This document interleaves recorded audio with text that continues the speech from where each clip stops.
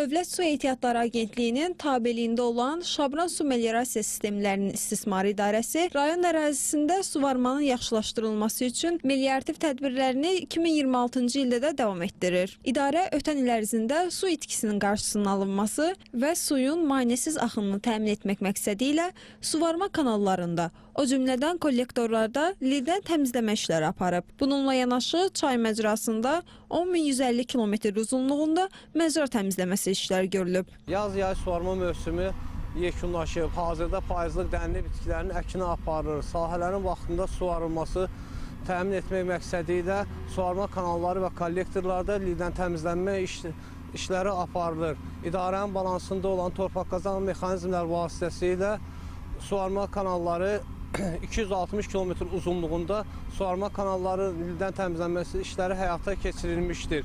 Rayonda görülən meliorativ tədbirlər nəticəsində əkinçilik inkişaf edir. Bu da fermerlərin bol məhsul əldə etməsinə səbəb olur. Fermerlər əvvəlki illərdə olduğu kimi 2026-cı ildə də əkin sahəsindən yüksək məhsuldarlıq gözləyirlər. Fermer təsərrüfatına biz əkinçiliklə məşğuluq, ailəmizi əkinlə dolandırırıq.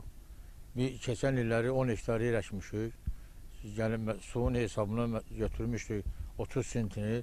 Bir ildə həmin yerdə buğda əkmişik.